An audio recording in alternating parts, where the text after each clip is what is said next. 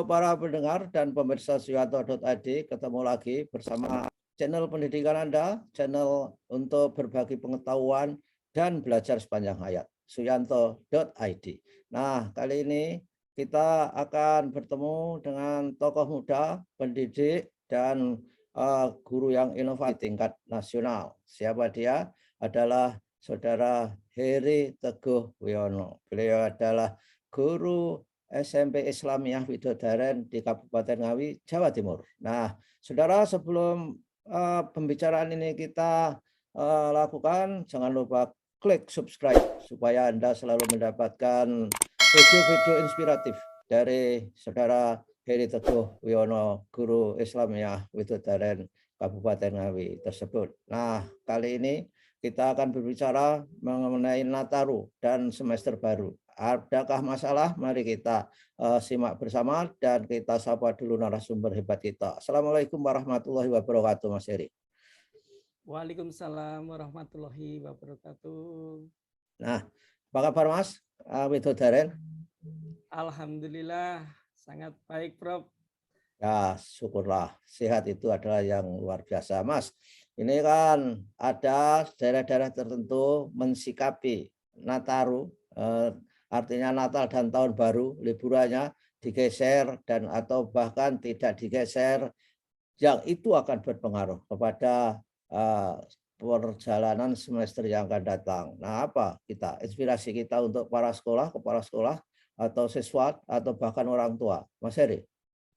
Ya, terima kasih sekali, Prof, diundang kembali di Suyanto ID sehingga bisa berkolaborasi dan sharing belajar sepanjang hayat. Jadi untuk hal Nataru dan terkait dengan pembelajaran yang sebenarnya itu tunda pelaksanaan untuk liburannya itu sebenarnya merupakan salah satu strategi dari pemerintah kita, Prof, untuk mengurangi penyebaran COVID-19, Prof, di mana adanya varian baru, Prof, Omicron atau popcorn itu, Prof, ya.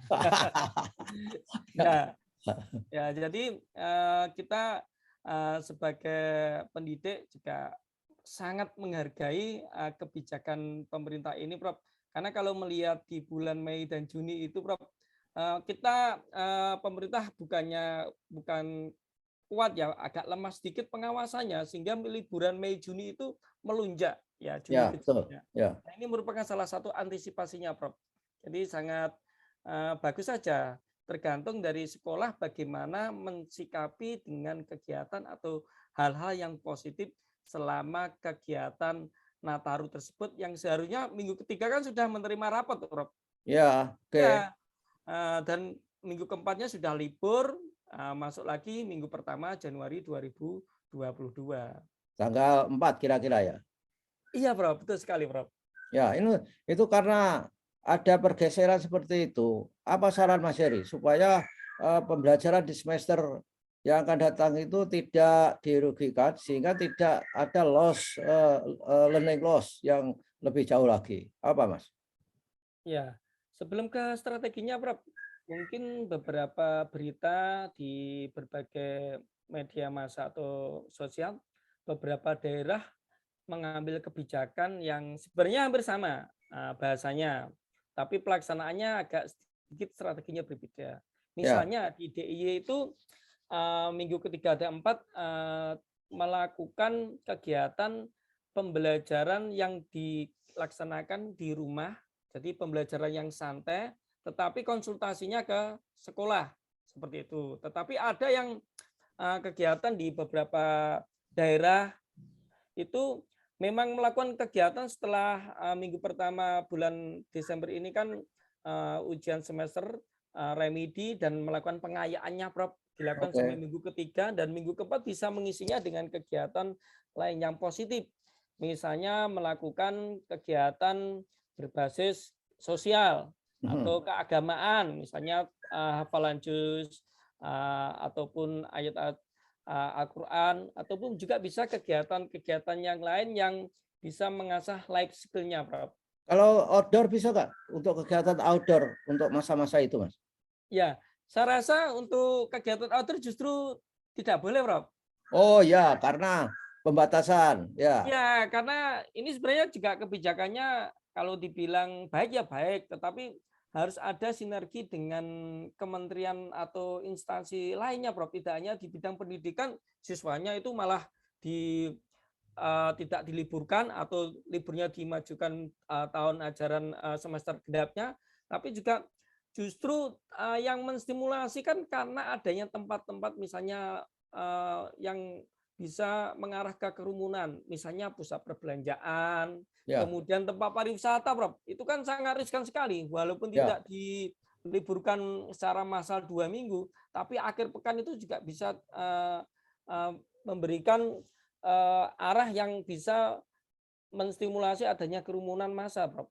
Ya, ya, betul, betul, Mas. Tempat pariwisata itu harusnya sangat tegas itu. Karena apa? Aturan-aturan seperti harus check-in dengan peduli lindungi itu penting menurut saya dan menunjukkan bahwa ada imunisasi itu penting. Jadi supaya kita COVID-nya tidak bangkit lagi dengan varian-varian popcorn tadi, Mas, atau Omicron dan sebagainya.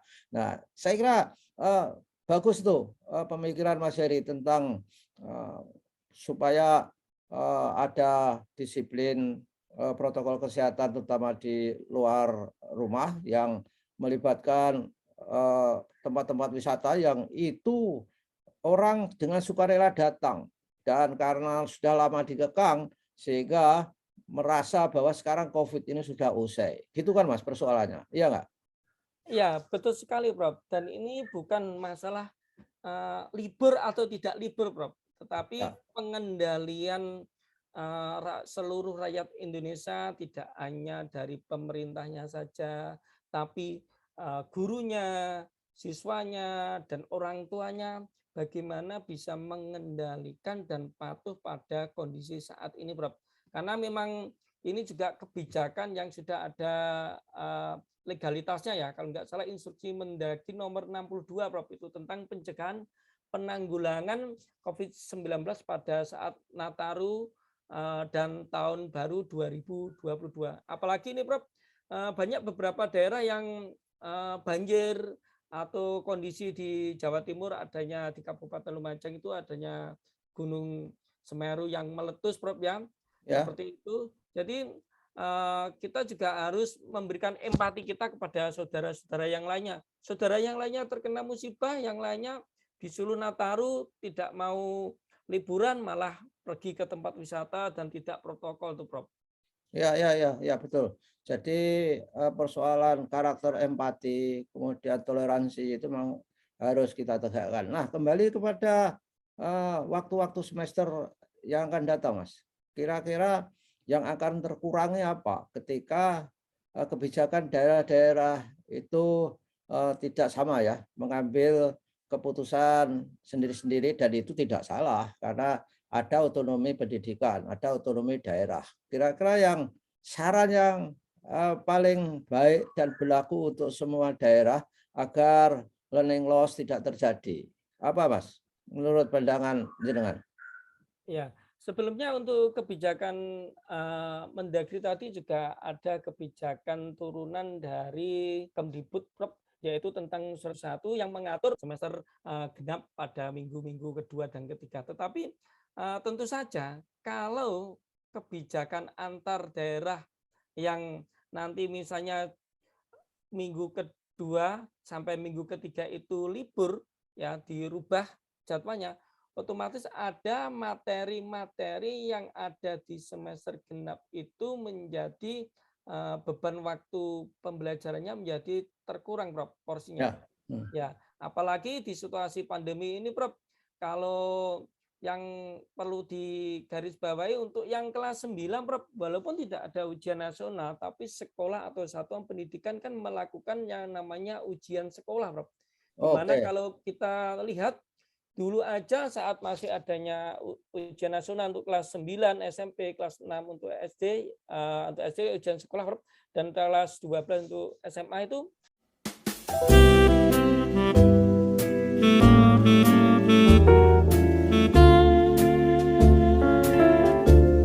saja Maret itu sudah diplot, walaupun struktur kurikulumnya sampai 5 KD misalnya, Maret 2 bulan itu harus terpenuhi. Nah ini misalnya 2 bulan nanti terpotong pada liburan yang diajukan di semester genap minggu kedua dan ketiga ini tentu saja juga mengurangi porsi dari materi itu.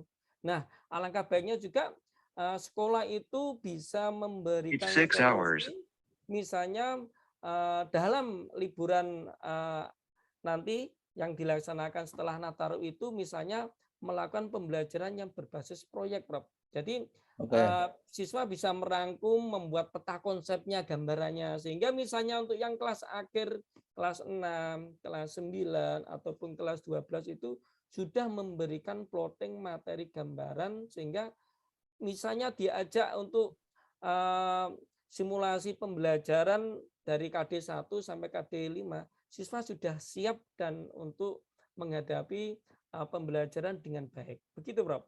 Oh ya. Jadi artinya itu perlu ada pengayaan dan penambahan jam yang basisnya adalah belajar mandiri. Sehingga sekolah harus memiliki program yang baik, reliable dan bisa dilaksanakan oleh siswa. Dan itu kan masih tetap pakai daring, Mas. Nggak mungkin itu dilakukan secara luring ya, iya kan? Iya, benar sekali, Prof. Sebelum ada isu Nataru ini kan bulan 10, memang beberapa kali kita mendengarkan untuk kegiatan pembelajaran semester genap karena melihat tren positif dari persebaran COVID-19 yang semakin menurun, Prof. Itu kan melakukan pembelajaran secara laring, Prof. Ya, seperti itu, Prof. Ya. Jadi karena kita melihat kajian kebijakan dari Mendagri ini kan juga berdasarkan hasil secara nasional 76% vaksinasi kan sudah dilaksanakan untuk vaksinasi tahap pertama dan 56% itu sudah terpenuhi untuk vaksinasi tahap kedua, sehingga pemerintah bukannya percaya diri yang berlebihan dari data tersebut menunda adanya PPKM level 3 dengan adanya instruksi Mendagri nomor 62 tentang pencegahan penanggulangan COVID pada saat Natal tahun 2021 dan tahun baru 2022, Prof. Oke. Nah, di sekolah Mas Heri sendiri apa yang dilakukan, Mas, untuk sekolah SMP Islamiyah Widodaren itu yang dilakukan? Iya. Ada rencana belum? Sudah ada, Prof. Alhamdulillah kita mendengarkan instruksi Mendagri nomor 62 dan Surat Edaran nomor 29 2021 dari Sekjen Kemdikbud Suhardi tanggal 1 Desember itu, Prof. Kita sudah melakukan plotting perencanaan ada 2, Prof. Jadi yang untuk kelas 9 itu kita masukkan, kan ini sudah 2 minggu setelah ujian semester gasal kemarin, Prof.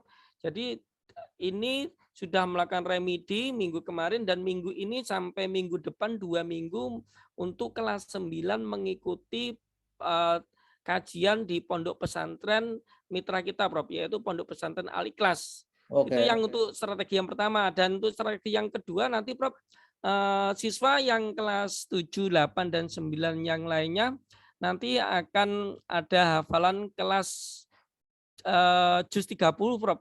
Jadi untuk surat-surat juz 30 itu targetnya terpenuhi pada libur Nataru dan tahun baru ini, sehingga selama 2 minggu mulai Senin kemarin sudah dimulai, Prof. Nanti tanggal sekitar 6 Januari kita melakukan wisuda bersama-sama di Gedung Nasional di Walikukun, Prof. Oh, ada ya? Ada. Iya, Prof. Oh, ya. Jadi itulah. Baiklah, Mas Heri. Saya kira kita sudah berbicara mengenai konteks nasional, konteks lokal, bahwa sudah menyampaikan bagaimana yang akan dilakukan oleh SMP Islamiyah Widodaren. Mudah-mudahan ini menginspirasi semua kepala sekolah, siswa, guru, dan juga orang tua untuk mengkondisikan anak-anak supaya belajar dengan baik, dengan aman, sehingga tidak terjadi learning loss yang semakin parah, dan dengan demikian pendidikan kita akan menjadi semakin baik. Terima kasih Mas Heri atas kebersamaannya. Dan mudah-mudahan kita bisa ketemu lagi. Assalamualaikum warahmatullahi wabarakatuh. Waalaikumsalam warahmatullahi wabarakatuh.